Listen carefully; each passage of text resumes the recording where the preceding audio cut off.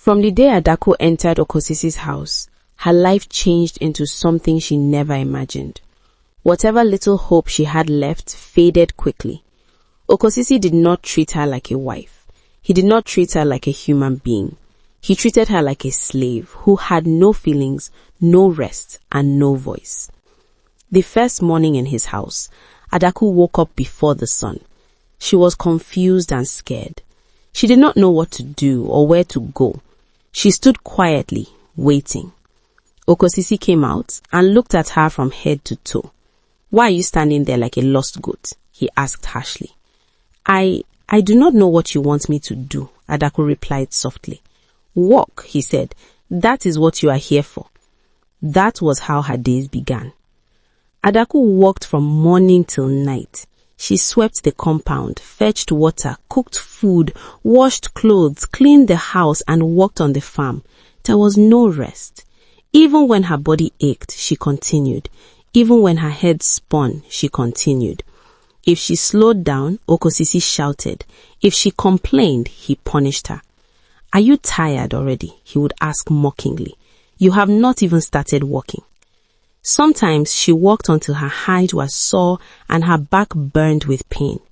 At night, she lay on her mat, staring at the roof, wondering how her life became like this. Okosisi watched her closely. He liked control. He liked giving orders and seeing them obeyed immediately. "Bring water," he would say. She would run. "Cook food," he would command. She would hurry. If the food was not to his liking, he insulted her. "This food is rubbish," he shouted one day. "I am sorry," Adaku said quietly. "Sorry will not feed me," he snapped. Sometimes he threw the food away and ordered her to cook again. Adaku ate whatever was left, sometimes nothing at all. Hunger became her companion. Weakness followed. Soon, another pain entered her life. Women began to visit the house. At first, Adaku did not understand who they were. She thought they were visitors. Then she noticed how they behaved. They laughed loudly. They dressed boldly. They spoke freely to Okosisi. One day, one of them looked at Adaku and laughed. "So this is the housewoman," she said. Adaku stood still, confused and ashamed. Okosisi had many mistresses. They came freely, without fear. Some stayed for days. Some stayed overnight. They used Adaku like a servant. "Bring water," one said to her rudely. "Wash my clothes," another ordered. Adaku obeyed silently. Sometimes they mocked her. "You are too quiet," one said. "She looks like a ghost," another laughed. Okosisi did nothing to stop them. Sometimes he laughed with them. At night, Adaku lay awake while Okosisi was with other women. Tears soaked her mat, but she wiped them quietly. She tried once to speak. "Why do you bring other women into this house?" she asked softly one evening. Okosisi slapped her hard. "Do not question me," he shouted. "You have no right." After that, Adaku never asked again. As time passed, her body grew weaker. Her face lost its glow. Her eyes lost their light. People began to notice. Villagers whispered among themselves. "That woman is suffering," one said. "Yes," another replied. "She's like a shadow." But no one stepped forward. Adaku sometimes thought of running back to her father's house. The thought gave her small comfort, but then she remembered the words spoken on the day she was taken away. Her father had called her aside before she left. "Listen to me carefully," he said, his voice broken. "Yes, Papa," she replied through tears. "Never return here," he said, "no matter what happens." "But Papa," "If you return," he continued, "you will bring death upon us all." Those words lived inside her like a curse. Even when Okosisi beat her, even when she cried herself to sleep, even when she felt she would die, she remembered her father's warning. So she stayed. Whenever villagers talked, they talked quietly. "Why doesn't she run?" someone asked. "Run to where?" another replied. "Her father has closed his door." Some women pitied her. "If only someone could help her," one said. "But who will stand against Okosisi?" another replied. Fear silenced everyone. Sometimes Adaku went to the stream to fetch water. Other women watched her quietly. They noticed her thin body and sad eyes. You look tired, one woman said gently.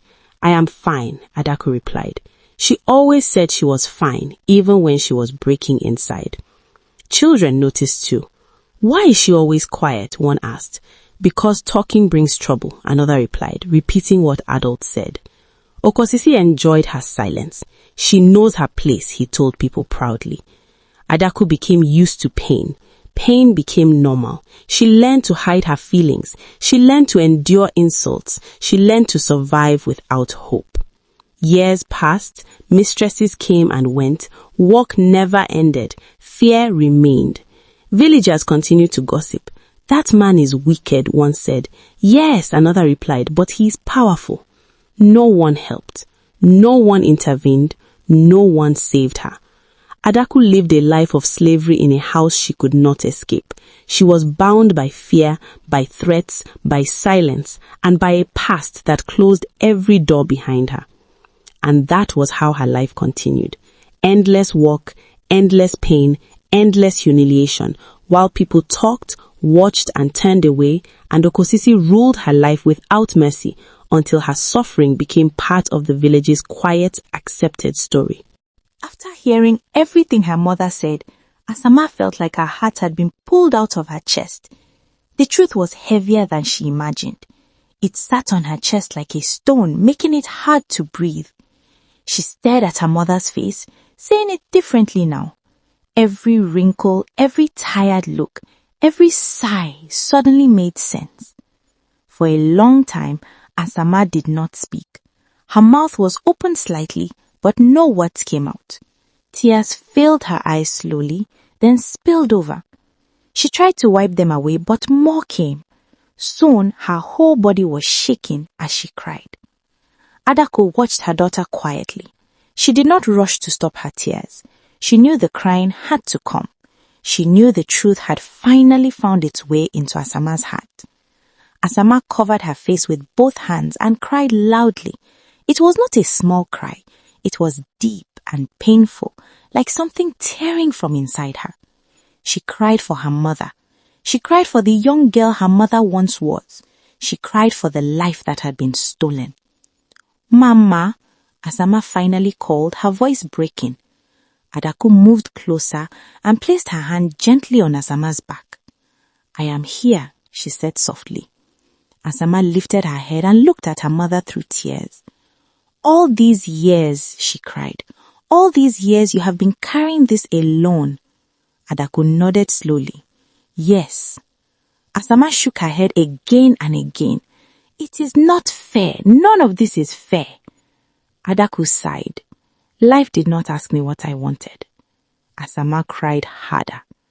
I thought you stayed because you were weak, Asama said between sobs.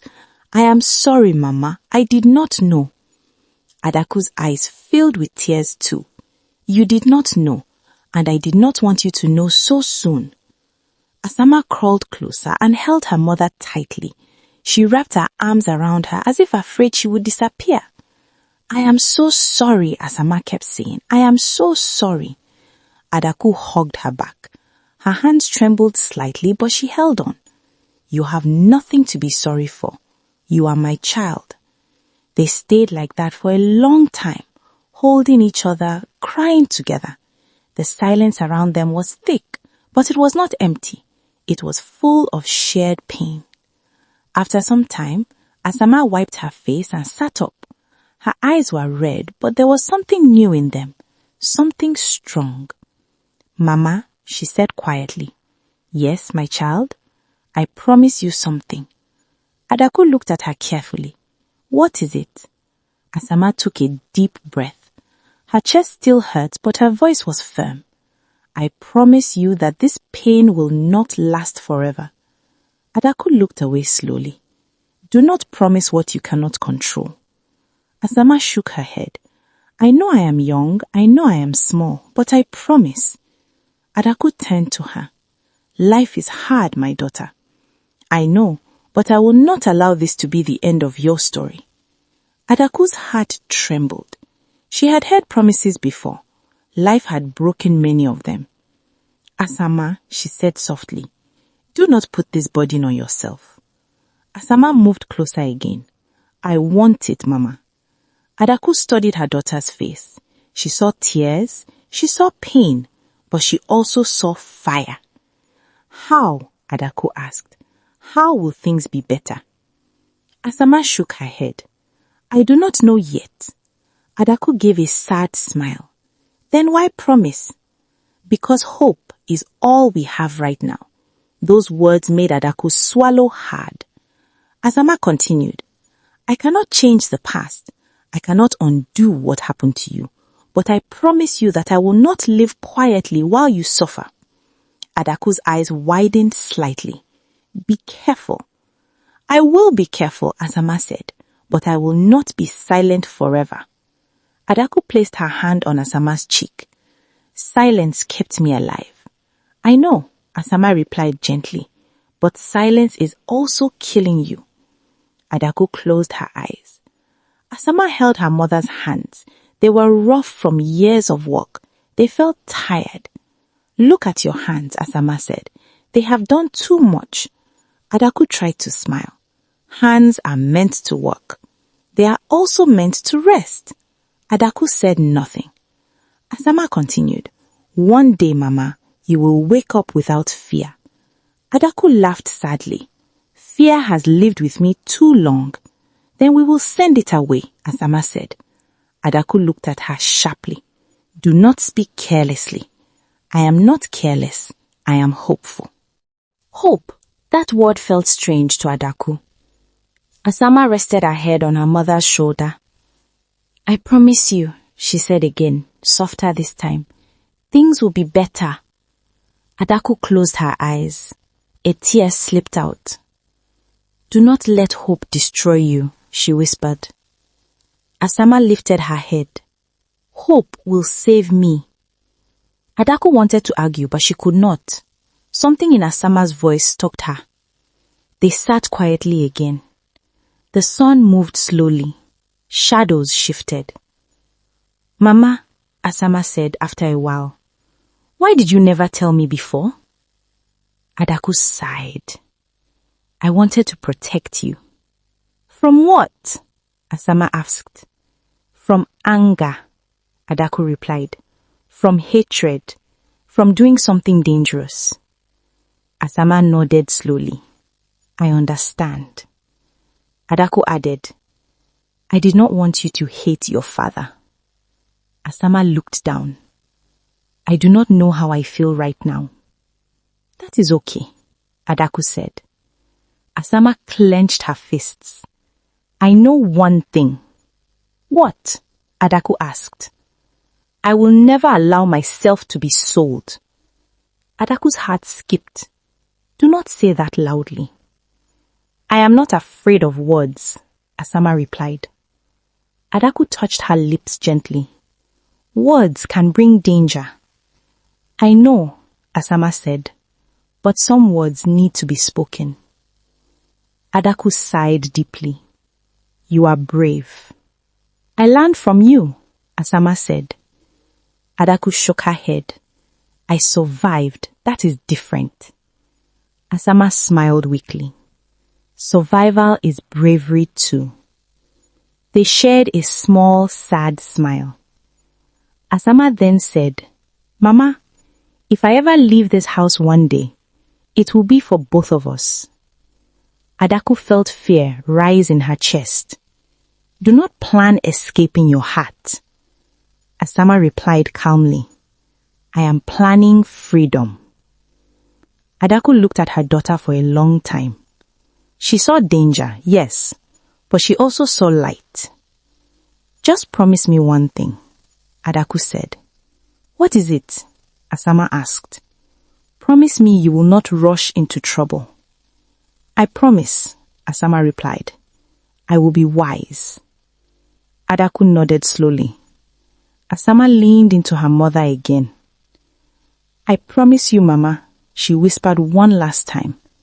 This pain will not win. Adaku closed her eyes and held her daughter tightly. She did not know how things would get better. She did not know when. She did not know if it was even possible. But for the first time in many years, something small stirred inside her chest. Hope. And so, after hearing everything, Asama cried with all her heart, then held her mother and made a promise, a quiet but powerful promise, that one day, somehow, things would be better. When Asama turned 20, something changed in the house. She felt it before anyone spoke. The air felt heavier than usual. The silence felt sharper. Even the walls of the house seemed to be listening more closely. Asama had just finished helping her mother prepare food that morning. She wiped her hands and was about to sit down when Okosisi's loud voice cut through the compound. "Adaku!" he shouted. Adaku's body stiffened immediately. She looked at Asama, fear flashing across her eyes. "He is calling," Adaku said quietly. Asama nodded. "I will come with you." "No," Adaku replied quickly. "Stay." But before Asama could step back, Okosisi shouted again, louder this time. "Asama, you too, come here." Asama's heart began to race. She followed her mother slowly into the main sitting area. Okosisi was already seated, his legs spread wide, his face hard. Obina stood beside him, arms crossed, wearing a small smile that made Asama uneasy. They both knelt as expected. "Sit," Okosisi ordered. They sat on the floor quietly. Okosisi looked at Asama from head to toe, as if examining an object. His eyes did not carry love, they carried calculation. "You are no longer a child," he said. Asama lowered her eyes. "Yes, father. You are 20 now. It is time." Asama felt a cold feeling run down her spine. "Time for what, father?" she asked carefully. Okosisi leaned forward slightly. "A man is coming to marry you," he said plainly. The words hit Asama like a slap. For a moment, she thought she had heard wrong. "Marry me?" she asked, her voice shaking. "Yes," Okosisi replied. "A rich man from a wealthy home." Asama's heart began to pound loudly in her ears. She turned slowly to look at her mother. Adaku's face had gone pale. Her lips trembled, but she said nothing. "Asama," Okosisi snapped, "look at me when I talk to you." Asama forced herself to look up. "You should be grateful," Okosisi continued. "Not every girl gets this opportunity." Asama swallowed hard. "Father, I am not ready." The moment the words left her mouth, the room changed. Okosisi stood up suddenly. His chest scraped loudly against the floor. "What did you say?" he demanded. Asama's body shook, but she gathered courage. "I said I am not ready. I do not want to be married now." Before she could say more, Okosisi raised his hand sharply. "Shut up," he roared. Adaku flinched. "You do not want?" Okosisi continued angrily. "Since when do you choose what you want in this house?" Asama felt tears sting her eyes, but she did not lower her head.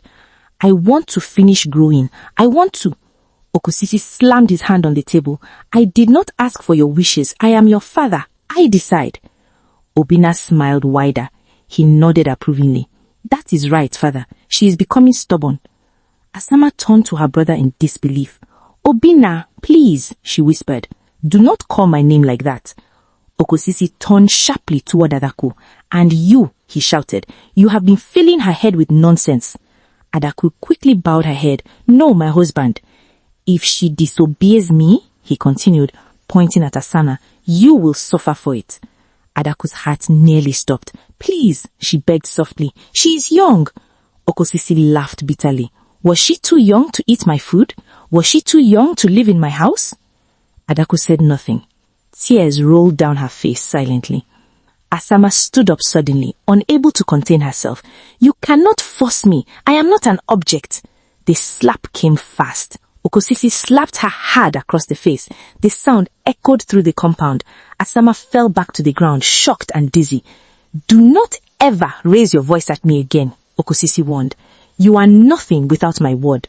Adaku screamed softly and crawled toward Asama. "Please," she cried, "please forgive her." Okosisi kicked the ground in anger. "You will talk to her," he said to Adaku. "You will make her accept this marriage. If she refuses, you will pay." Adaku nodded frantically. "Yes, yes." Asama sat on the floor, holding her cheek, tears streaming down her face. Okosisi turned away from her. "The man will come soon," he said coldly. "Prepare her." With that, he walked away. Obina followed him, shaking his head. She needs discipline, too much talking. They left the room. Asama broke down completely. She cried loudly, her whole body shaking. Adaku pulled her into her arms. Oh, my child, why did you speak like that? Asama sobbed. Mama, I cannot do this. I cannot marry someone I do not know. Adaku cried too. I know. They stayed on the floor for a long time, holding each other. Later that night, when the house was quiet, Asama sat with her mother in their small space. Her eyes were swollen from crying. Mama, she said, is this how it will be? Adaku sighed deeply. Your father has decided. But what about my life? Asama asked. Do I not matter? Adaku looked away. In this house, decisions do not care about feelings. Asama clenched her fists. I promised you things would be better. Adaku touched her hand. Sometimes promises take time. Asama shook her head. This is wrong. I know, Adaku said, but your father is dangerous. Asama's voice trembled. I am afraid. Adaku hugged her tightly. I am afraid too. The next day, Okosi repeated his words. He told neighbors proudly that his daughter would soon be married into wealth. Women congratulated him, men praised his wisdom. Asama stayed indoors. She refused to eat. Her mind raced with fear. One afternoon, she heard Okosi speaking loudly to someone. She will marry him, he said firmly, whether she likes it or not. Asama felt something break inside her. That evening, Okosi called Adaku again. You will make sure she behaves, he warned. If she disgraces me, you will regret it. Adaku bowed. Yes. Asama watched her mother leave the room slowly. She saw how tired she looked, how broken. That night, Asama cried quietly into her mat. She stared at the darkness, feeling trapped. A rich man was coming. Her father had decided. Her voice meant nothing.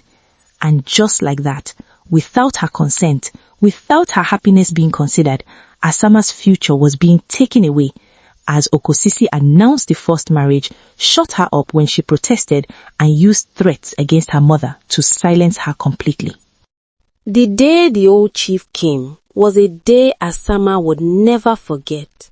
From early morning, the house was restless. People moved in and out. Voices were louder than usual. Even the air felt tense, like something bad was waiting to happen. Asama woke up with a heavy heart. She did not need anyone to tell her what day it was. She already knew. Her father had spoken about it many times. The man was coming. The man she did not want. The man chosen for her without her consent. She sat quietly on her mat, staring at nothing. Her stomach hurt, but it was not hunger. It was fear. Adaku entered the room slowly. Her face was pale. Her eyes were red, as if she had not slept. Mama, Asama whispered. Adaku sat beside her and held her hand tightly. Be strong, Adaku said softly. Please. Asama shook her head. I cannot do this. Adaku's lips trembled. I know. Before they could say more, Okosi's loud voice filled the compound. They are here! Asama's heart jumped. Her hands began to shake. Get up, Adaku whispered urgency. Please. Asama stood slowly. Her legs felt weak. Outside, elders were already entering the compound. In front of them was the man everyone had been talking about. Ichie Azuka was an old chief, about 65 years old. His hair was grey, his face was wrinkled, his steps were slow but proud. He wore expensive clothes and carried himself like someone used to being obeyed. Behind him were other elders, men of status, walking with confidence. They laughed loudly as they entered, greeting Okosi. Welcome, great chief, Okosi said with a wide smile. Ichie Azuka laughed. I am well. Obina stood beside his father, smiling proudly. His chest was out. He looked pleased, as if something great was happening. Asama stood behind her mother, her head bowed. She felt like running away, but her feet would not move. Kosisi motioned for everyone to sit. Mats were spread, drinks were brought, food followed. Laughter filled the compound. "This is a good day," Okosisi said loudly. "A very good day." Obina nodded. "A great honor." Ichie Asuka smiled and drank. "So," the old chief said after some time, "where is the girl?" Okosisi turned and shouted, "Asama!" Asama felt her chest tighten. Adaku squeezed her hand. "Go," Adaku whispered. Asama stepped forward slowly. Every eye in the compound turned toward her. She felt naked under their gaze. "Come closer," Okosisi ordered. She moved forward and knelt as expected. "This is my daughter," Okosisi announced proudly. "Strong and beautiful." Ichie Asuka looked at her closely, from her head to her feet. His eyes lingered too long. "She is fine, very fine." Asama felt sick. "Greet him properly," Okosisi commanded. Asama raised her head slightly. Her mouth opened, but no words came out. Her heart was pounding too hard. "Greet him," Okosisi shouted. Asama swallowed. "Good day," she said quietly. Ichie Asuka frowned. "Is that all?" Asama said nothing. The elders exchanged looks. "What is wrong with her?" one elder asked. "She's shy," Okosisi replied quickly. "She will learn." Asama's hands clenched into fists. Something inside her snapped. All the pain, fear, and anger she had been holding in finally rose. "I will not marry him," she said suddenly. The compound went silent. Okosisi froze. Obina's smile disappeared. "What did you say?" Okosisi asked slowly. Asama stood up. Her legs shook, but her voice grew stronger.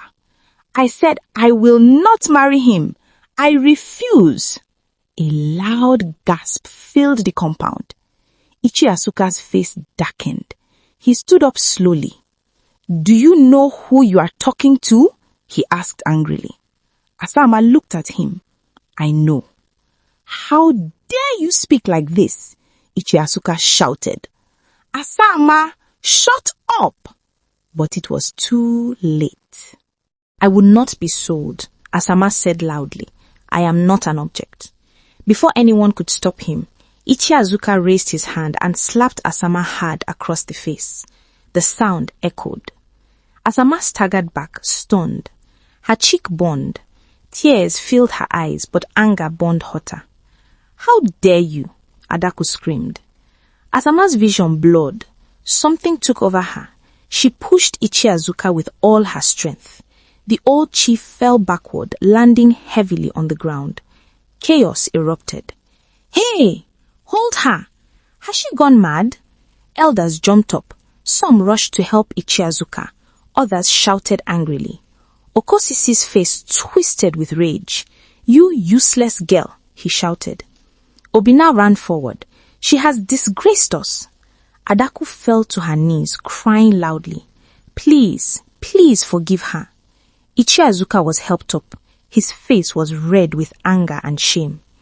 "This marriage is over," he shouted. "I will not marry such a stubborn girl." He turned to Okosisi. "You will pay me back every coin you owe me." Okosisi rushed toward him. "Please, forgive us." Ichie Asuka waved him off angrily. "If you do not pay, I will destroy you and your family," he warned. He stormed out with his elders. Silence fell heavily. Okosisi turned slowly toward Asama. His eyes burned with hatred. "You have destroyed everything," he said coldly. Asama stood still, breathing hard. She did not look sorry. Adaku crawled to Asama and hugged her tightly, crying.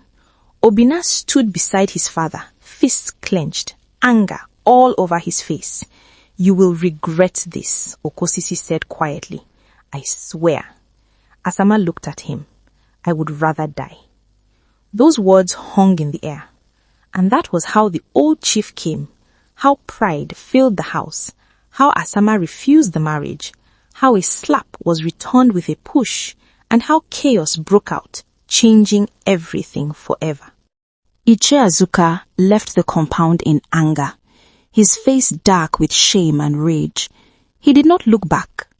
The elders who came with him followed quickly, murmuring among themselves. Their feet moved fast, their voices sharp. The happiness and pride that filled the compound earlier vanished like smoke. As they reached the gate, Ichie Azuka turned back one last time. His eyes were full of fire. "Listen carefully," he shouted. "I want every coin you owe me."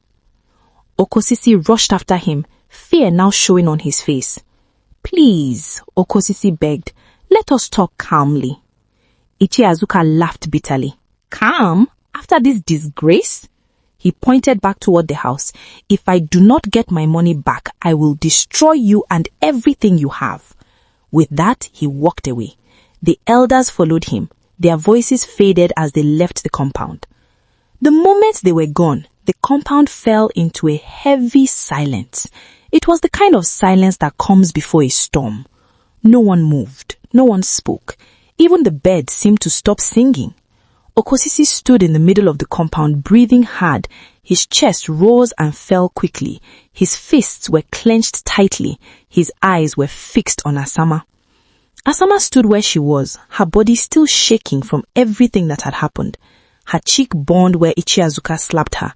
Her heart beat wildly in her chest, but she did not bow her head. Adaku was on her knees, holding onto Asama's wrapper, crying uncontrollably. "Please," Adaku begged, "please forgive her."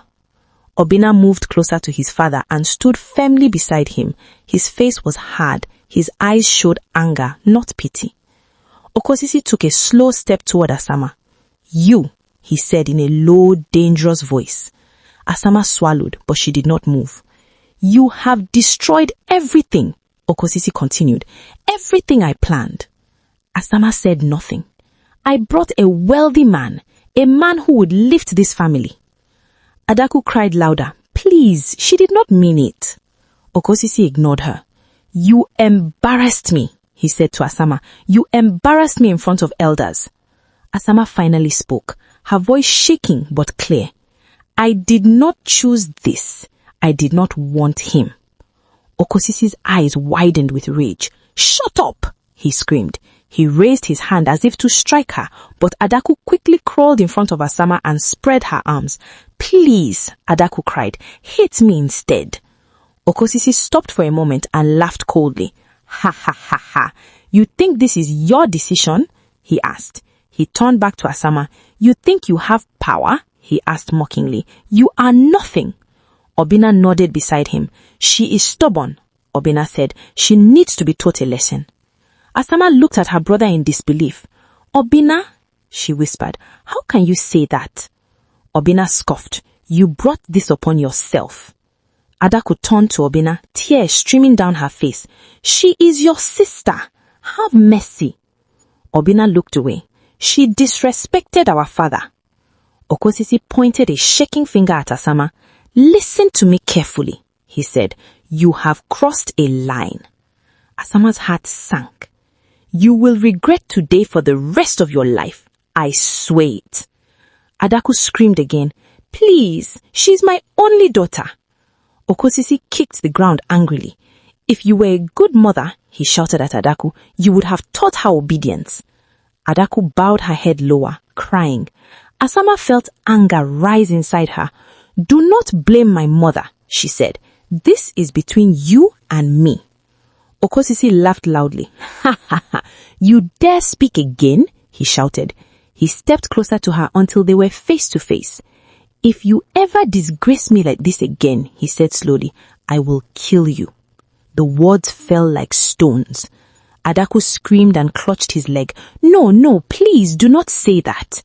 Asama froze. Fear ran through her body like cold water, but she forced herself to stand tall. "I would rather die," she said quietly, "than live like a slave." Those words made Okosi lose control. He grabbed Asama by the arm roughly. "You think death is easy?" he shouted. Adaku screamed louder and held onto Asama's other arm. "Please, please." Obina stepped forward. "Father," he said, "let her feel fear." Okosi shoved Asama away. She stumbled and fell to the ground. "From today," Okosi said coldly, "you are my enemy." Asama looked up at him, tears in her eyes, but she did not beg. "You will do exactly what I say," Okosi continued, "or you will suffer." Adaku called to Asama and held her tightly. "I beg you," Adaku cried. "She is young. Do not destroy her life." Okosi looked at Adaku with disgust. "You are weak," he said. "You raised a disgrace." Obina stood firmly beside his father, arms crossed. "She should apologize. She should beg." Asama shook her head slowly. "I will not beg," she said. That angered Okosi even more. "You will beg," he said, "or you will wish you were never born." Adaku cried so hard she could barely breathe. "Please," she whispered again and again. Okosi turned away from them suddenly, breathing heavily. "This matter is not finished," he said. "Not by far." He pointed at Asama one last time. "You have brought pain upon this house," he said, "and you will pay for it." He walked away angrily. Obina followed him closely, casting a final angry look at Asama. When they were gone, Adaku collapsed fully onto the ground, holding Asama tightly. "My child," Adaku cried, "what have you done?" Asama hugged her mother back, tears flowing freely now. "I could not accept it. I am sorry, Mama." Adaku shook her head. "I am afraid." "So am I," Asama replied softly. They sat on the ground together, shaking and crying, surrounded by fear. The compound that once held pride and celebration now held pain and threats. The rich man had left angrily, demanding his money back. Okosi had turned his anger on his daughter. He threatened her life without shame. Obina stood firmly with his father, cold and unmoved. And Adaku, broken and helpless, begged in tears, knowing that dark days were coming. That night came slowly, heavy and dark, as if it knew what it carried. The compound was quiet, but it was not peaceful. The silence was thick, full of anger, fear, and pain. The moon hung in the sky, watching everything without mercy. Asama sat alone in the small space behind the house. Her body hurt. Her heart hurt more. The events of the day kept playing again and again in her head. The slap, the shouting, the threats. Her father's words echoed in her ears like a curse. She hugged her knees to her chest and stared into the darkness. "I did the right thing," she told herself. But fear whispered back, "You have made enemies." She heard footsteps. Slow, heavy, angry. Her body tensed immediately. She knew those steps. She did not need to look up. Obina. He stopped a few steps away from her. She could feel his presence like heat. He did not speak at first. He only stood there, breathing heavily. Asama slowly raised her head. "What do you want?" she asked quietly. Obina laughed, but there was no humor in it. "You still have the mouth to ask questions?" he said. Asama stood up slowly.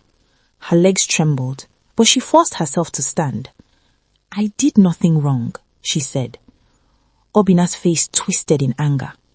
"You embarrassed this family," he shouted. "You embarrassed our father." Asama shook her head. "I only refused to be sold."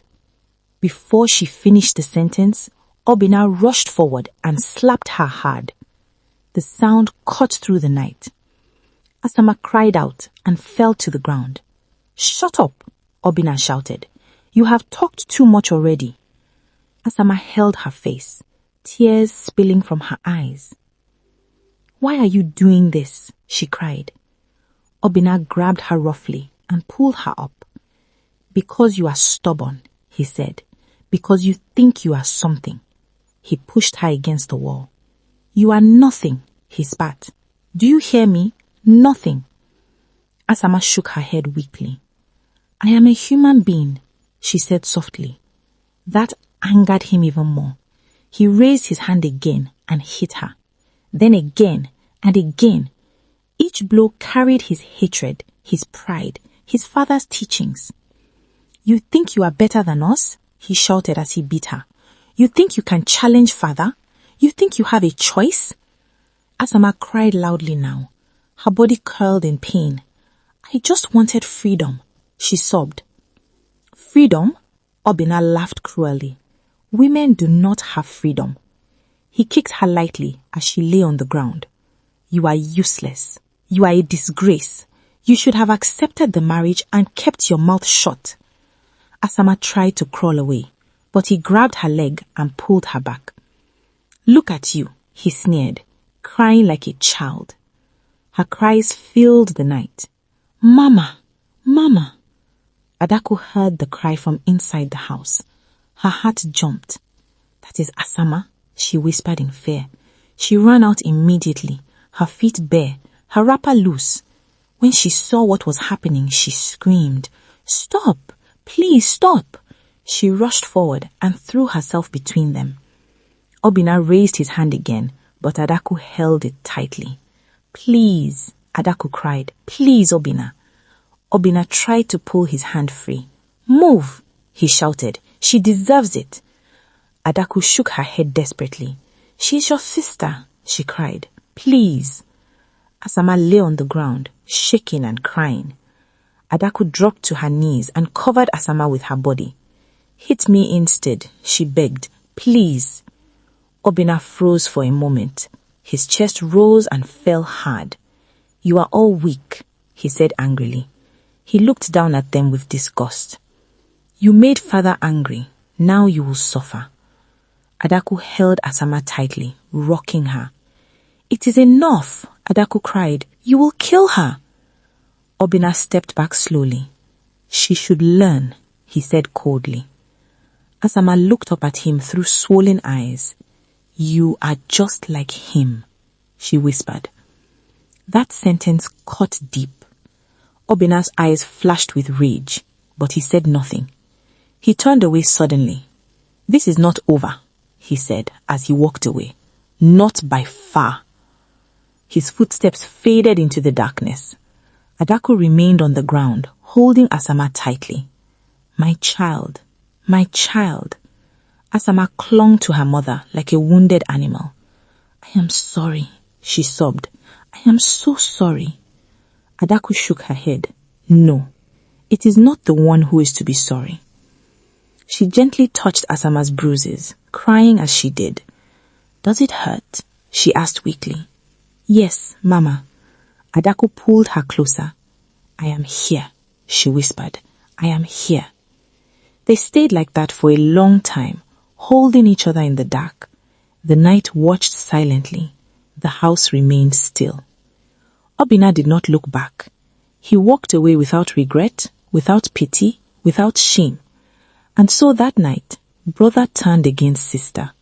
Obina beat Asama for refusing the marriage, stripped her of dignity with cruel words, and left her broken on the ground.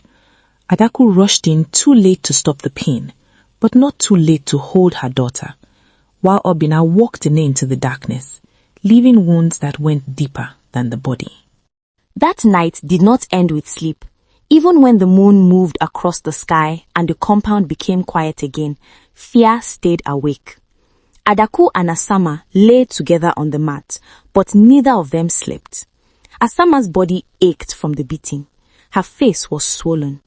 Every small movement brought pain, but the pain in her heart was heavier. Adaku held her daughter tightly, as if letting go would make her disappear. Her hands shook each time she touched Asama's bruises. Tears ran down her face silently, soaking the mat. "My child," Adaku whispered again and again. "My child." Asama stared into the darkness. Her eyes were open, but she was not seeing the roof. She was seeing her father's face. She was hearing her brother's voice. She was feeling the slap, the push, the kicks. "I am still alive," she whispered to herself. Adaku had her. "Yes," she said softly. "You are alive." They stayed quiet for a long time. The night insects sang outside. The world continued as if nothing had happened. After some time, Adaku shifted slightly and sat up. She wiped her tears with the edge of her wrapper. She looked at Asama's face closely. "You must listen to me," Adaku said in a low voice. Asama turned her head slowly. "I am listening, Mama." Adaku swallowed hard. "What happened today is very bad." Asama gave a weak smile. "I know." Adaku shook her head. "You do not understand how bad it is." Asama said nothing. Adaku continued. "Your father is not calm. Your brother is not calm. The man you angered is not calm." Asama closed her eyes briefly. "Mama," she said, "I cannot apologize." Adaku's heart sank. "Please," she begged softly, "just apologize, even if you do not mean it." Asama opened her eyes and looked at her mother. "I cannot," she repeated. "If I apologize, it means I accept what they want." Adaku's voice shook. "Sometimes we accept things to stay alive." Asama sat up slowly, ignoring the pain in her body. "I will die inside if I apologize," she said. "I will become like a dead person walking." Adaku cried quietly. "I am afraid for you." "I am afraid too," Asama replied, "but I cannot kneel and beg to be destroyed." Adaku covered her face with her hands. "If you do not apologize," she said through tears, "your father will not forgive you." Asama looked at her gently. "He will never forgive me, even if I apologize." Those words were true, and Adaku knew it. Silence fell between them again. After a long while, Adaku lowered her hands and looked at Asama with a strange expression. Fear was still there, but something else had joined it. Decision. "Asama," Adaku said slowly, "you cannot stay here." Asama's heart skipped. "What do you mean?" Adaku leaned closer and lowered her voice further. "You must leave this house," she said. "You must run away." Asama stared in shock. "Run away?" she repeated. "Yes," Adaku said firmly, "before your father kills you." Asama's chest tightened. "Mama, what about you?" Adaku looked away quickly. "I will manage," she said. Asama shook her head. "No, I cannot leave you here." Adaku grabbed Asama's hands tightly. "You must," she said urgently. "Listen to me. If you stay, you will die." Asama's eyes filled with tears. "I promised you things would be better." "They will never be better if you are dead," Adaku replied. Asama cried. "I cannot abandon you." Adaku's voice became sharp for the first time. "You must leave," she whispered fiercely. "Do you want me to bury you?" Asama froze. Adaku softened again and pulled her into a hug. "My child, I have already suffered enough. Do not let me lose you too." Asama sobbed loudly now. "I do not want to abandon you." Adaku said, "You are not abandoning me. You are saving yourself." They cried together for a long time. When the crying slowed, Adaku wiped her face and took a deep breath. "There is somewhere you can go," she said. Asama sniffed. "Where?" Adaku hesitated, then spoke. "I have a sister," she said. "She lives far from here." Asama looked up. "Auntie?" "Yes," Adaku nodded. "Her name is Obina." Asama had never heard that name before. "She lives in a village called Umobi, very far from here." Asama listened closely. "She left home long ago. She married there and settled." "Does she know about us?" Asama asked. "She knows about me," she replied, "but she does not know how my life turned out." Asama swallowed. "Will she accept me?" Adaku nodded slowly. She is kind. She will not turn you away. Asama looked worried. What if she refuses? Adaku shook her head. She will not. Asama lowered her head. How will I get there? Adaku took a deep breath. You will leave at night, she said, when everyone is asleep. Asama's heart pounded. You will take only a few things, she continued. Nothing heavy. Asama whispered, Mama. Adaku held her face. Promise me you will go. Asama shook her head slowly. Promise me you will be safe. Adaku looked away again. I cannot promise that, she said honestly, but I can promise that staying here will kill you. Asama cried softly. This is not fair. I know, Adaku replied. My life has taught me that fairness does not protect us. They sat quietly, thinking. After some time, Asama asked, What will Papa do when he finds out? Adaku's face hardened. He will rage, she said. He will shout. He will beat me. Asama grabbed her arm. No. Adaku put her hand over Asama's. I have lived through worse, she said, but you may not. Asama shook her head. I cannot accept this. Adaku's voice broke. Then accept death. Asama fell silent. The night grew deeper. After a long pause, Asama whispered, I will go. Adaku closed her eyes and cried. You will go tonight, Adaku said, before morning. Asama nodded weakly. They began to plan quietly. You will leave through the back, Adaku said. Follow the path past the stream. Asama listened carefully. Walk until you reach the main road, Adaku continued. Ask people for Umobi.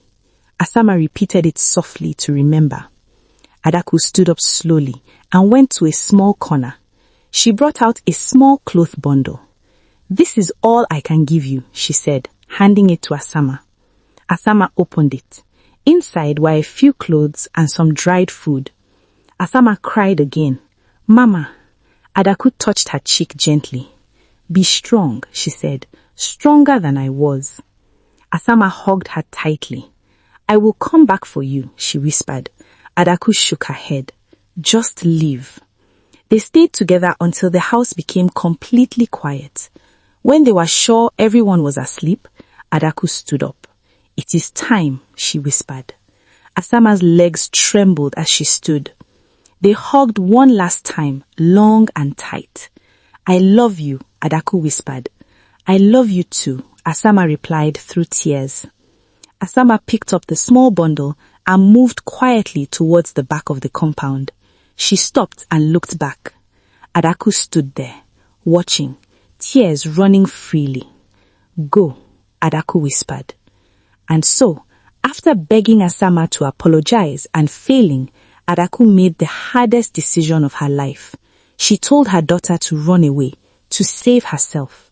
She told her about her sister Obina in faraway Umobi, hoping that distance would succeed where love and patience had failed. At midnight, when the whole village of Amanze was wrapped in deep sleep, Asama stood at the back of her father's compound with her heart pounding like a drum. The night was quiet, too quiet, as if the world was holding its breath. The moon was high, giving just enough light to see the narrow path ahead. Every sound felt loud to her ears, even the soft rustle of leaves. She held the small bundle her mother gave her tightly against her chest.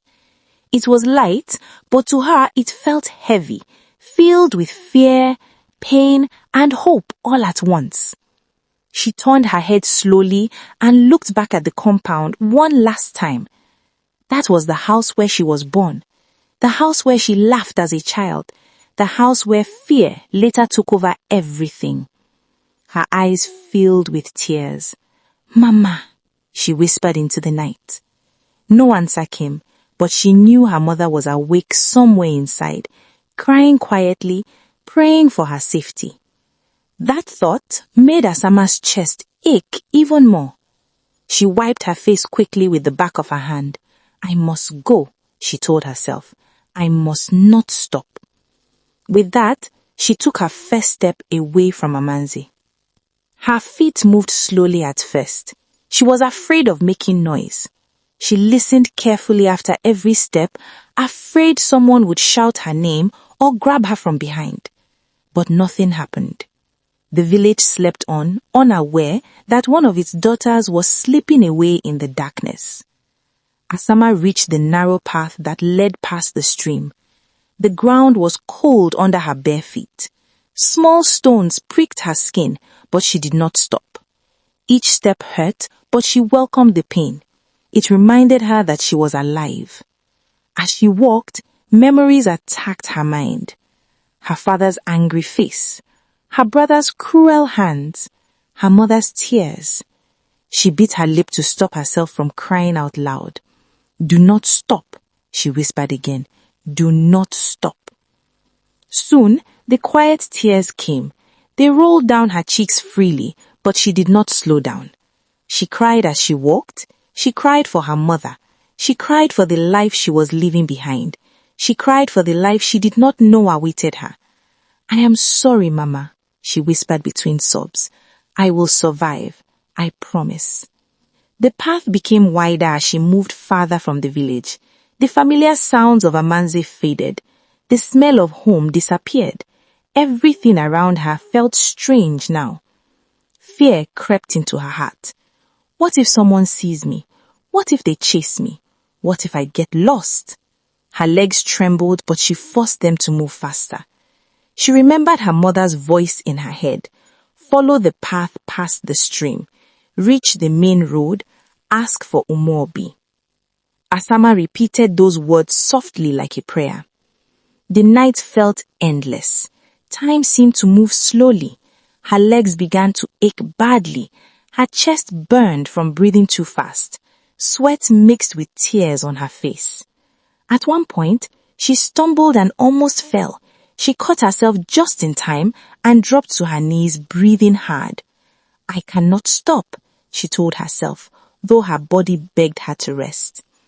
She stood up again and continued. As she walked, the sounds of the night surrounded her. Insects chirped loudly. Leaves moved in the breeze. Every shadow looked like a person to her frightened eyes. She jumped at the smallest noise, her heart racing each time. "Please let me reach safely," she whispered over and over. After what felt like forever, she saw faint signs of another settlement ahead. A few huts stood quietly under the moonlight. Smoke from old cooking fires hung lightly in the air. She realized that she had reached another village. Her legs finally gave up. Asama walked slowly to the edge of the village and sat down near an empty space between huts. She leaned against a wall and hugged her knees tightly. Her whole body shook now, not just from fear, but from exhaustion. She cried freely here. No one knew her. No one could hear her sobs clearly. "I am tired, so tired," she whispered. Her feet throbbed. Her back hurt, her head spun, but she knew she could not stay long. Dawn would come soon, and with it, people. She rested her head against the wall and closed her eyes for a short moment. She did not fully sleep, she only drifted in and out, waking at every sound. A rooster crowed somewhere far away. Morning was coming. Asama opened her eyes slowly. The sky was beginning to change color. The night was giving way to early morning. Fear rushed through her again. "I must go," she whispered urgently. She stood up, her legs stiff and sore. She adjusted the small bundle on her shoulder and took a deep breath. "Just a little more," she told herself. "Just a little more." She walked out of the small village quietly before anyone noticed her. The road ahead was clearer now. It was wider and more open. She felt a small relief. At least, she was on a path that led somewhere. The sun rose slowly as she walked. Its warmth touched her skin, giving her a little strength. Birds flew across the sky. The world was waking up, but Asama felt like she had been awake forever. Hunger began to bite her stomach. She reached into her bundle and took a small piece of dried food. She ate slowly as she walked, careful not to choke. It gave her just enough energy to continue. Her thoughts returned to her mother again and again. What is Mama doing now? Has Papa discovered I am gone? Is Mama safe? Each thought brought fresh tears. I will come back for you, she whispered. I swear. As the sun climbed higher, the road became hot. Her feet burned. Her body screamed for rest, but she pushed on. She met a few people on the road. Some passed without looking at her closely. Some glanced at her briefly. She lowered her head and walked on. She did not want questions. She did not want attention. Whenever fear rose, she reminded herself, Umobi is far, but it exists. I am going somewhere. By afternoon, her strength was almost gone. Her steps became slow and heavy. Her vision blurred. She stopped under a tree and leaned against it, breathing hard. I cannot collapse, she whispered. Not now. She rested there for a while, letting the shade cool her body. She drank a little water from a small container her mother packed. It was warm, but it helped. After resting, she stood up again. I will reach Umobi, she said softly, speaking strength into herself. The journey continued, step after step, tear after tear, breath after breath. As the sun began to lower, Asama finally saw signs that made her heart jump. People she passed began mentioning a familiar name when talking among themselves. Umobi. Her heart beat faster. She asked one passerby quietly, Please, is Umobi far from here? The person pointed ahead. Not too far. Keep going. Hope rushed through her like fresh water. Thank you, Asama whispered. Her pace quickened. Despite her pain, her body found new strength in hope. As the sky darkened again, she finally saw it. Houses spread across the land. Smoke rose gently from cooking fires. Children's voices echoed faintly. The village stood before her. Umobi. Asama stopped at the edge of the village and stared. Her legs shook, not from fear this time, but from relief. I made it, she whispered, tears streaming down her face. Mama, I made it. She stepped forward slowly and entered Umobi, exhausted, scared, but alive. When Asama entered the village of Umobi, her body felt weak, but her heart was still beating with hope. The journey had taken everything she had, yet she was grateful to still be standing. She stopped at the edge of the village and looked around slowly. The houses were spread out, simple and calm. Smoke rose gently from cooking fires. Women walked with baskets on their heads. Children ran past, laughing. Life was moving normally here, unaware of the pain she carried. Asama did not know where to go first. She did not know anyone's house. All she knew was one name her mother had given her, Obina. She swallowed and walked further into the village. Her legs shook with every step, but she forced herself to keep going.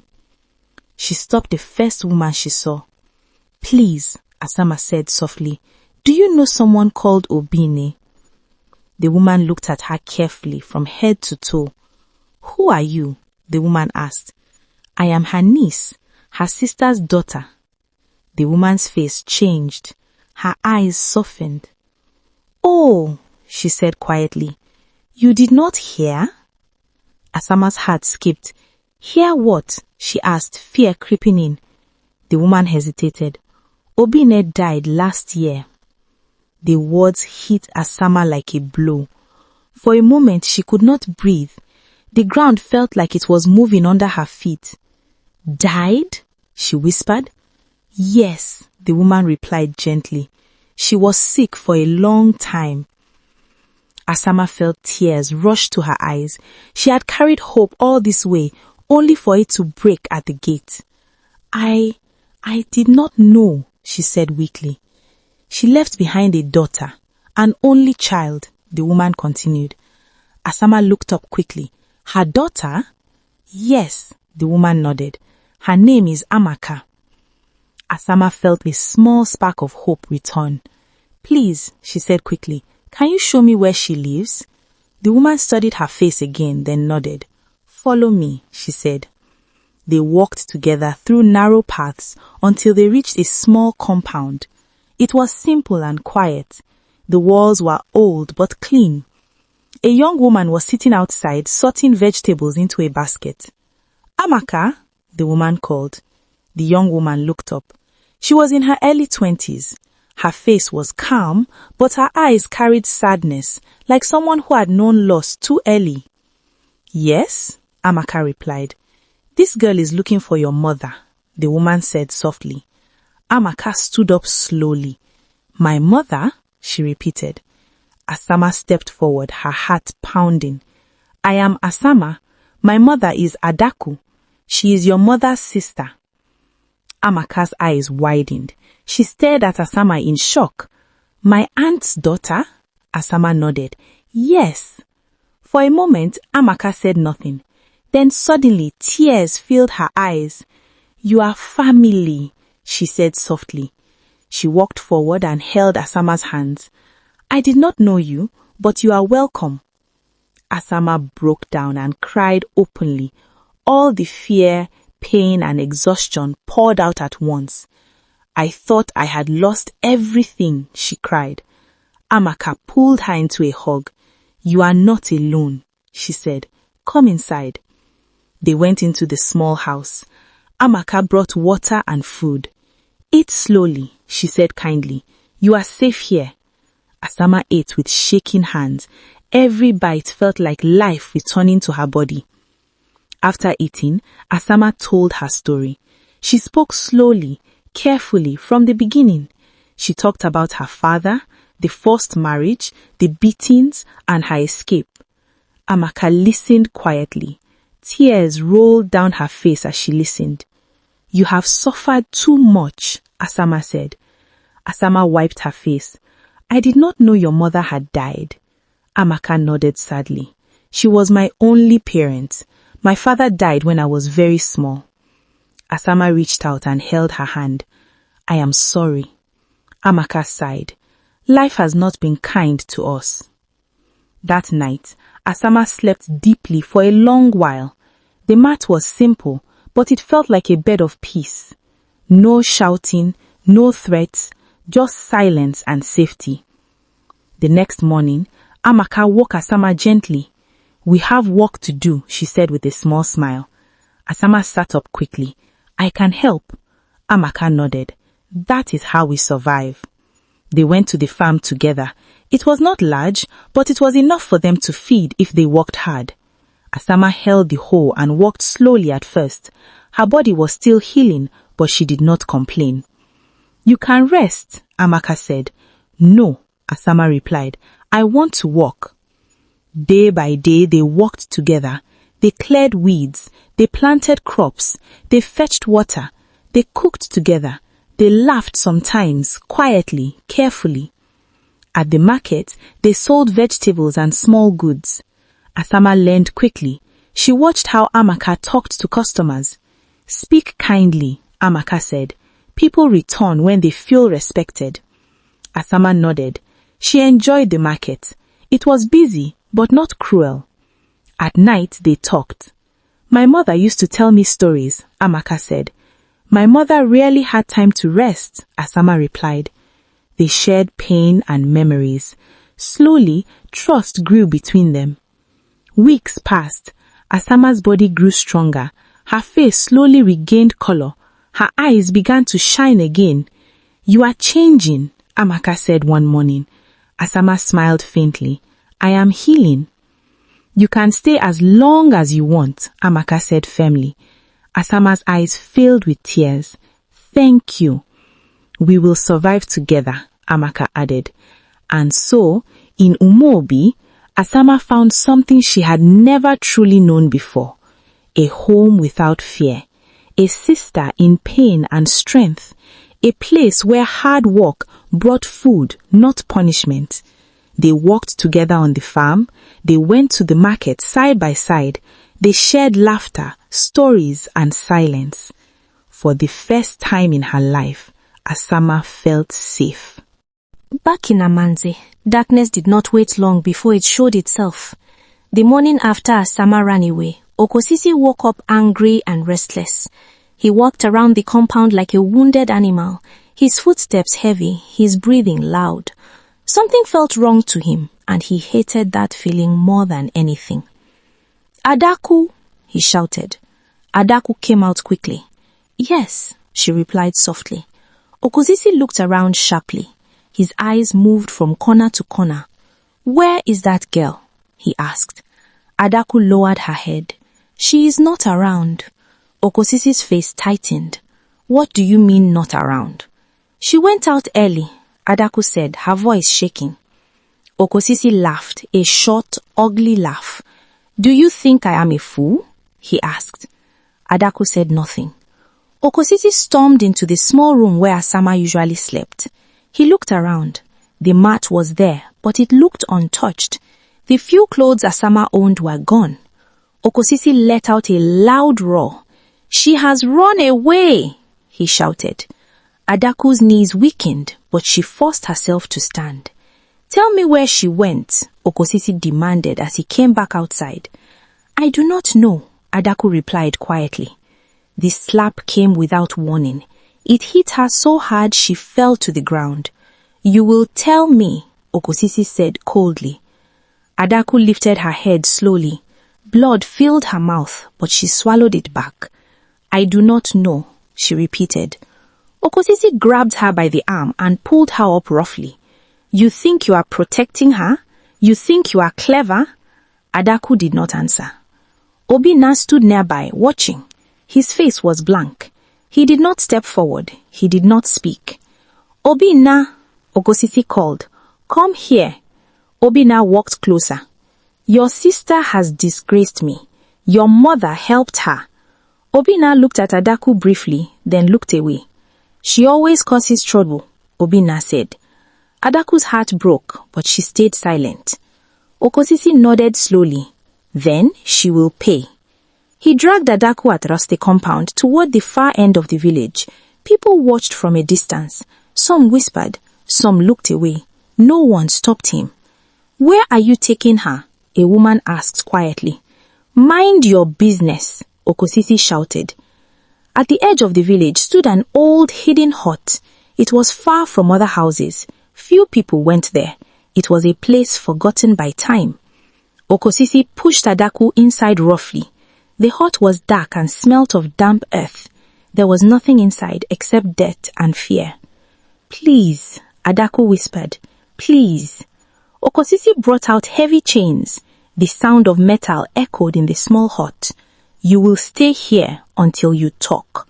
He chained her hands and legs tightly. The cold metal beat into her skin. "Please," Adaku cried softly. "I beg you." Okosisi laughed. "Begging does not move me." He stepped back and looked at her, chained and helpless. "Where is Asama?" he asked. Adaku replied, "I do not know," tears streaming down her face. Okosisi kicked her lightly. "You will remember," he said. He locked the hut and walked away, leaving Adaku alone in darkness. Time lost meaning in that hut. Day and night felt the same. Adaku cried until her throat hurt. She prayed until her voice became weak. "Please," she whispered again and again. "Please protect my child." Sometimes Okosisi came back. Each time he asked the same question, "Where is she?" Each time Adaku gave the same answer, "I do not know." Each time the pain increased. He shouted at her. He insulted her. He hit her. He left her hungry and thirsty. Her body became weak, but her spirit held on to one thing. Asama must be safe. Outside the hut, Obina walked past many times. He heard her cries. He heard her voice calling his name sometimes. "Obina, my son." He did not stop. He did not turn back. One day, Okosisi came again, angry and sweating. "Talk. Tell me where she is." Adaku lifted her tired eyes. "Even if I knew," she said weakly, "I would not tell you." Okosisi's face twisted with rage. "You will die here," he said. Adaku closed her eyes. "If my death keeps her alive, then so be it." Okosisi left the hut, slamming the door. Villagers whispered, "Have you seen Adaku?" "No, she has disappeared." Okosisi knows. Fear kept mouths shut. Days passed. Adaku's body grew thinner. Her wounds ached, but her heart stayed firm. Obina continued his life as if nothing was happening. He ate, he slept, he followed his father. One night, a neighbor whispered to him, "Your mother, is she well?" Obina frowned. "Mind your business." And so, back in Amanze, Adaku lay in chains in a hidden hut. Okosisi tortured her without mercy, demanding Asama's location. And Obina, her own son, did nothing at all. Asama was slowly settling into life in Umobi, but her heart was never fully at rest. Even when she laughed with Amaka, even when she walked on the farm or sold things at the market, her thoughts always returned to one place, her mother. Every night before she slept, Asama whispered the same words. "Mama, please be safe." She did not know what was happening back in Amanze. She did not know if her father was calm or raging. She did not know if her mother was eating or suffering. The not knowing was torture. One market day, the sun was high and the market was crowded. Voices rose everywhere. People bargained loudly. Children ran around. Asama and Amaka sat side by side, arranging vegetables on a mat. "Come and buy," Amaka called out cheerfully. Asama smiled faintly and repeated the call. She tried to focus on the present moment, but her heart was far away. Then she heard her name. "Asama." The voice was male, familiar, too familiar. Her body stiffened. She slowly lifted her head and looked toward the voice. Standing a few steps away was a young man. He looked surprised. His eyes were wide, as if he was seeing a ghost.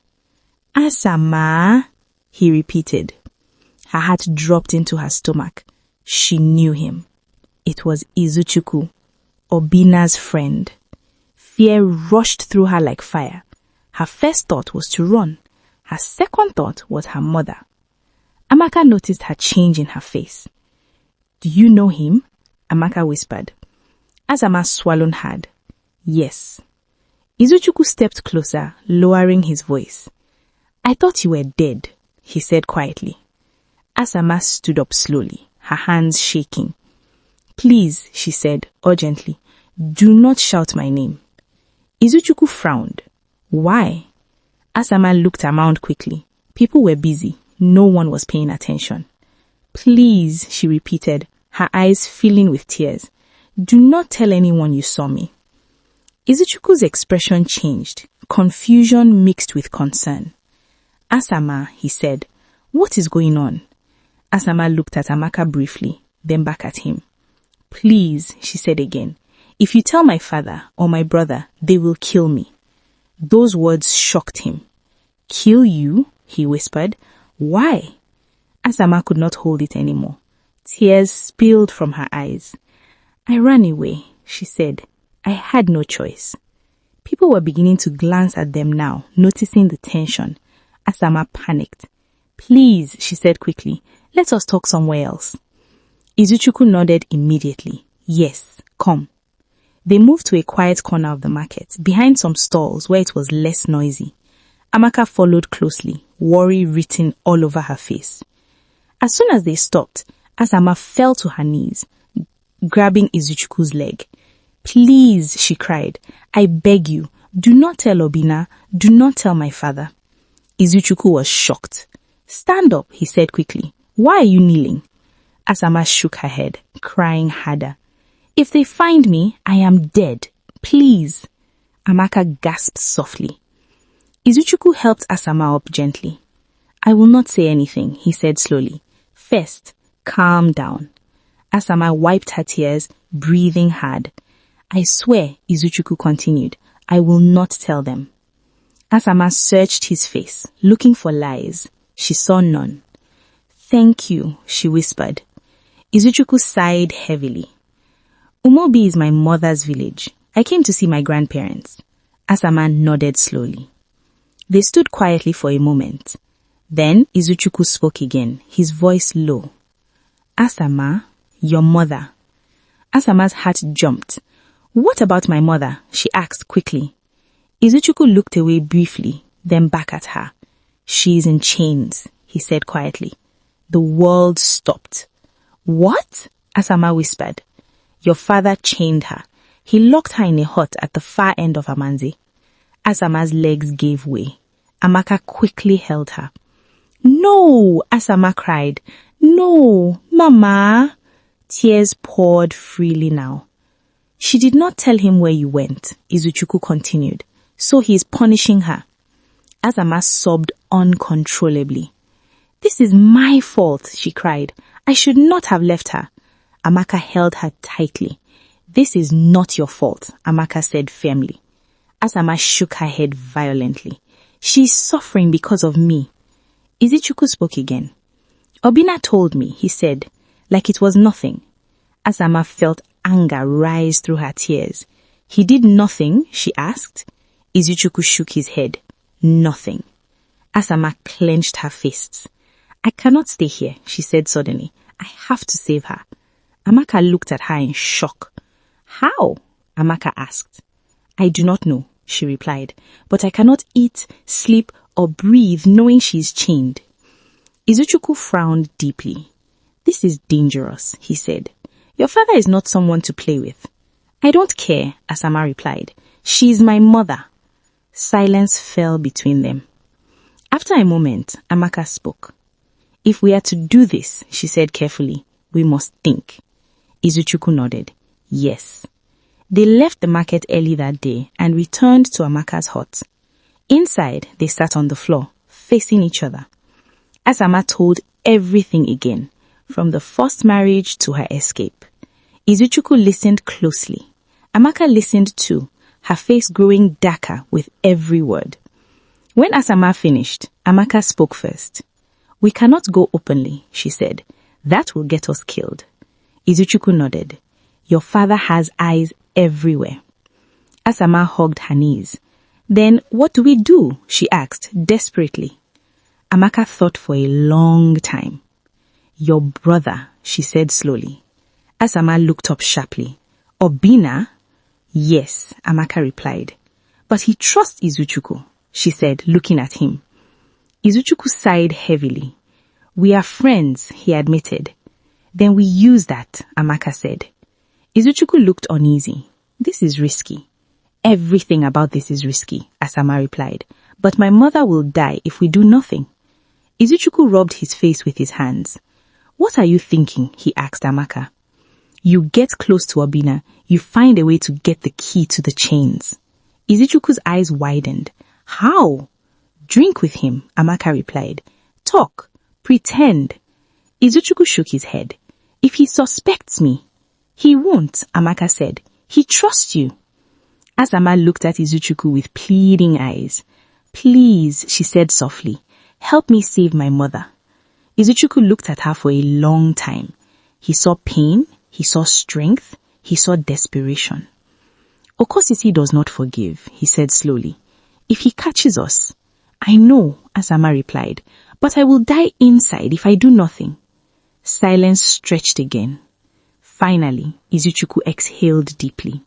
I will help, he said. Asama burst into tears again, this time from relief. Thank you, she cried. Thank you. Amaka nodded firmly. Then we plan properly, she said. They spent hours talking quietly. They discussed the hut, the time, the path, every small detail. We leave at night, Izuchukwu said, when people are tired. We move quietly, Amaka added. No shouting. Asama listened carefully, committing everything to memory. When we free her, Asama said, her voice shaking, we bring her here. Yes, Amaka replied. Umobi will hide her. Izuchukwu nodded. My family compound can hide her for now. Asama placed her hand on her chest, breathing deeply. Mama, hold on. And so, In a quiet hut in Umobi, 3 young people sat together, bound by pain, courage, and love. Asama met Izuchukwu, the friend of the brother who hurt her. He brought terrible news of chains and torture, and together with Amaka, they formed a dangerous plan. A plan to rescue Adaku from the darkness she had been thrown into. The night they planned for finally came. The sky was dark, with no moon to give light. The kind of darkness that hides both danger and hope. Asama, Amaka, and Izuchukwu stood quietly at the edge of Umobi, ready to begin a journey that could change anything or end their lives. Asama's heart beat so hard she thought it would burst from her chest. Her hands were cold, even though the night was warm. She clutched the small cloth around her shoulders tightly. "Are you sure you are ready?" Amaka whispered. Asama nodded. "I have never been more sure of anything." Izuchukwu took a deep breath. "Remember, once we start, there is no turning back." "I know," Asama replied. "My mother is waiting." They began to walk quietly, carefully, avoiding main paths. They moved through bushes and narrow foot tracks, guided by Izuchukwu, who knew the way well. The journey was long and tense. No one spoke unless it was necessary. Every sound made them freeze. Every shadow looked like a person. After many hours, they reached the outskirts of Amanze. Izuchukwu raised his hand for them to stop. "Wait here," he whispered. "I will go ahead and see what is happening." Asama's heart sank. "Be careful." Izuchukwu nodded and disappeared into the darkness. Asama and Amaka hid behind thick bushes. Time felt slow. Every second felt like a full minute. Asama's thoughts raced. "Mama, please hold on." Inside Amanze, chaos was already brewing. Ichiazuka had not forgotten the disgrace. He had returned with his men, angry and determined. They stormed into Okosi's compound, shouting loudly. "Come out," one of the men shouted. Okosi rushed out, furious. "You think you can chase me from my own house?" Okosi yelled. "You owe our master. He has come to collect what belongs to him." "I am not going anywhere," Okosi shouted back. Obina stood behind his father, injured already from an earlier blow, but still glaring with anger. "You will leave this house tonight," one of Ichiazuka's men said. "I will die here first," Okosi replied. The argument quickly turned into a fight.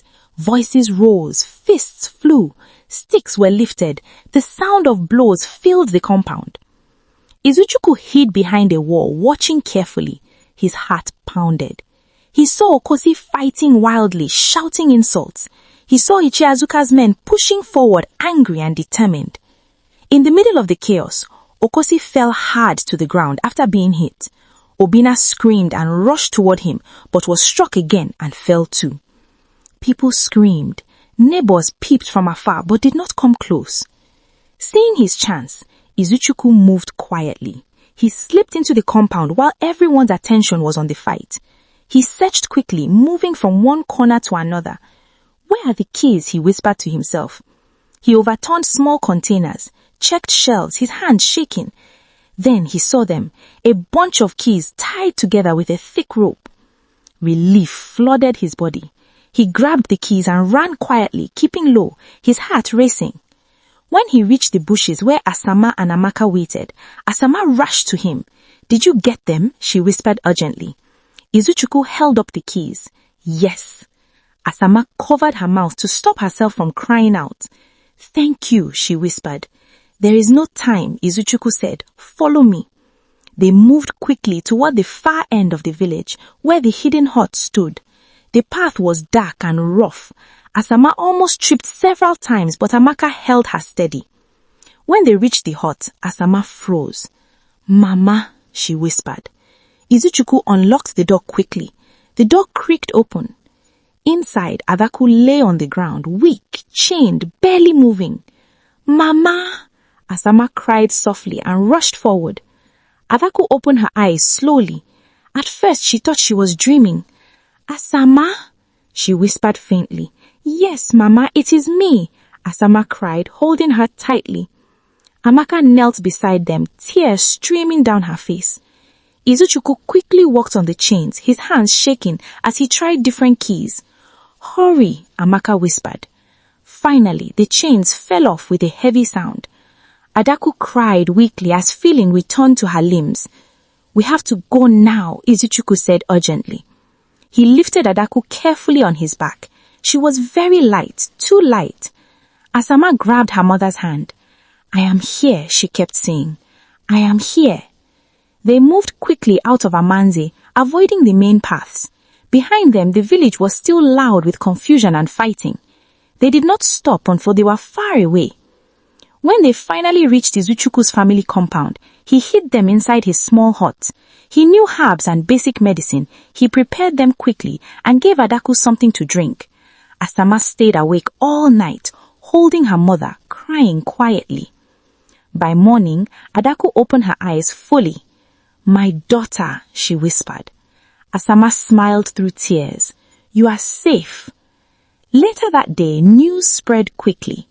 Okosi had died from injuries he suffered during the fight. People whispered everywhere. He was too stubborn. Violence caught him. He met his end. Asama sat quietly beside her mother, holding her hand tightly.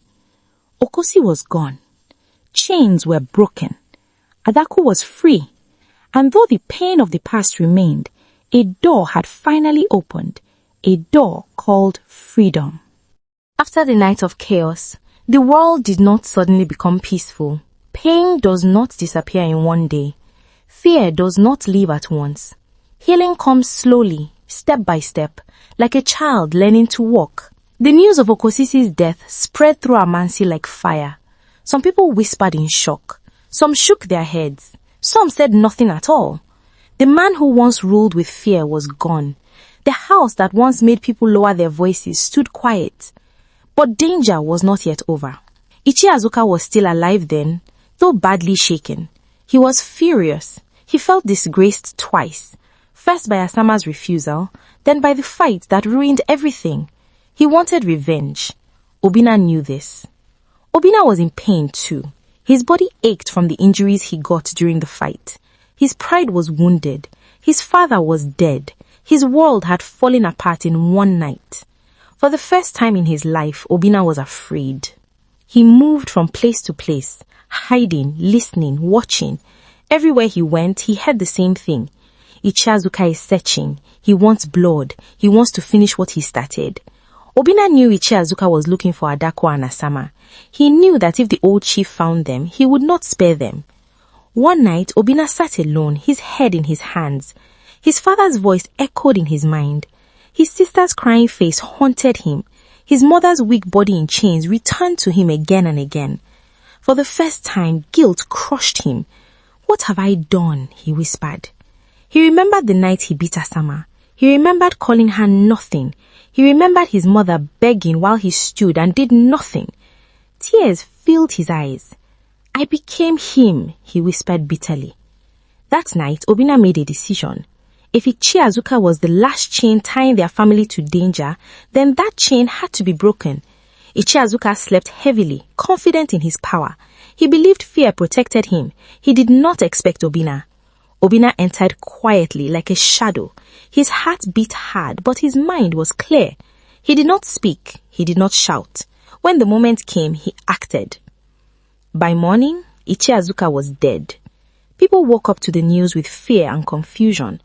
"He has been killed. Who did it? Trouble has finished this land." Obina did not run far. He walked until his legs could not carry him anymore. Then he stopped. He felt no pride, no joy, only emptiness. "I ended it," he whispered. "But what now?" Soon after, he heard where his mother and sister were hiding. With trembling legs and a heavy heart, Obina went to Izuchukwu's family compound. When he arrived, he stood outside for a long time. He did not announce himself. He did not knock. Fear held him still. Asama was the first to see him. Her body froze. "Mama, it is Obina." Adaku's heart raced. "Stay behind me," Adaku said, rising slowly. Obina stepped forward and fell to his knees. The sound shocked them both. "I am sorry," his voice breaking. "I am sorry." Asama stared in unbelief. Adaku's hand shook. I failed you, Obina continued. I became a monster. He bowed his head lower. I did what father taught me, but he taught me wrong. Silence filled the room. Asama's anger rose like fire. You beat me, she said. You called me nothing. Obina cried openly now. I know, he said. I will carry that shame forever. Adaku looked at her son. She saw pain. She saw regret. She saw a broken man. Stand up, Adaku said softly. Obina shook his head. I do not deserve to stand. Adaku walked closer. You are my son, she said. You sinned, but you are still my son. Asama's tears flowed freely. Why now? She asked. Why did it take so much pain? Obina replied quietly. Because fear blinded me. He looked at Asama. I do not ask you to forget, he said. I only beg you to forgive. Asama closed her eyes tightly. Forgiveness was heavy, but hatred was heavier. Slowly, she nodded. I forgive you, she said softly. But you must change. Obina nodded fiercely. I swear. They held each other and cried. Soon after, Okosi was buried. The burial was quiet. There was no loud praise, no proud speeches, only silence and reflection. As the earth covered the grave, Adaku whispered, Your rule ends here. After the burial, the family sat together. We will never live like him, Asama said firmly. Obina nodded. Never. Adaku breathed deeply. For the first time in many years, fear was not sitting in her chest. Days passed. Weeks passed. Adaku slowly healed. Her body grew stronger. Her eyes grew brighter. She slept without fear. She walked without shaking. I feel free, Adaku whispered one morning. Asama smiled. You are.